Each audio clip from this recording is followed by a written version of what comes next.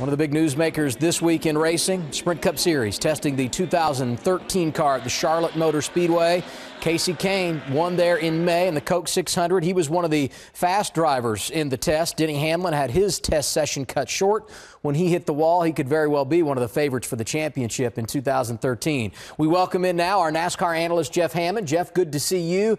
We saw the cars on track at Charlotte this week. An exciting time as NASCAR moves forward. It really is an exciting time. When you think about the fact the year has just really ended, we just crowned our champion out there in Vegas, and we're already getting ready for 2013. Pretty exciting moment. And look right behind me. Look at that car that Brad Keselowski is going to drive in 2013. Look how sharp it really is. You can see his name up there across the windshield, something new for 2013. But just the overall styling lines, this is what the manufacturers such as Ford, Chevrolet, and Toyota have been working on to try to make these cars a little more fan-friendly and make it to where they can go to the dealership and say, hey, I just saw this race at Charlotte, and I love that Fusion. I'd like to have one. And that's what it's all about. What races on Sunday sells back on Monday. And you better get your pencil out, because there have been some changes. Let's look back at what happened Tuesday and Wednesday. And, well, there's an up-close and personal look at Brad Keselowski's machine.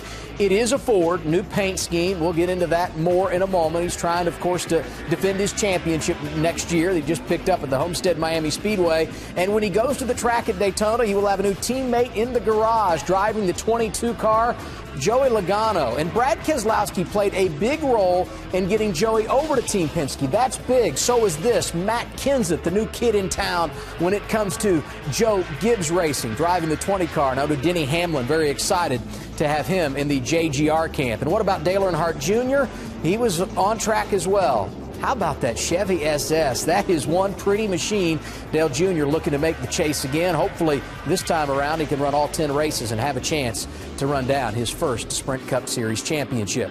So, Jeff, you pointed out some of the changes to the car a minute ago, but here we go. 2012, right next to 2013. Tell us what you see. What I'm seeing right now is a little bit longer front end as far as this Ford's concerned, a lot more character lines down the side of the race car, and especially the sides are a lot more flatter. And what that means, folks, is you get a lot more side force when you go through the corner. That should load up and put more pressure back on the tires, make the drivers a lot happier there. Even like the opera window area, look here, all the openings here are letting air escape out from underneath the car. A little bit different than what you saw in 2012. So little subtle differences. How about the shark fins as far as down the back glass and the deck lid? You don't see it on the two car this year. Oh, they're still there. This year they're made out of Lexan. So again, a lot more fan-friendly, I think, as far as the looks concerned. It looks more like a street version. And the 2013 model for Brad Keselowski is sharp. We got reaction from the drivers in the garage.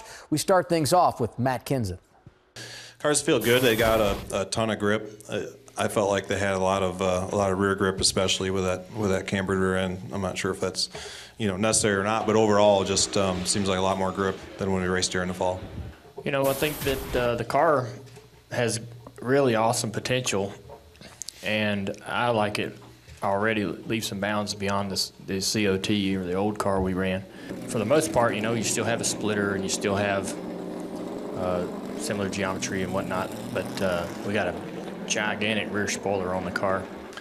It's pretty tall. I wouldn't want it any taller. So yeah, I haven't really been around any other cars. I haven't really looked out the back too much or had anybody close enough to me to really look at. But it does seem pretty big and obstructs your view a little bit.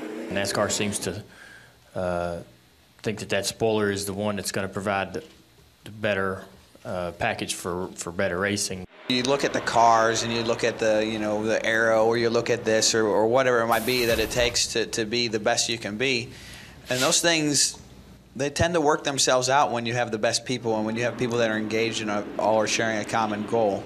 The car looks great. It looks like a race car to me, and I can get excited about that, and I can get behind that. My last run, I proceeded to go from second gear to first gear and over-rev the engine, so they're back there changing it. So I think the guys are in love with me right now. Blew it in. Like, where do we find this clown?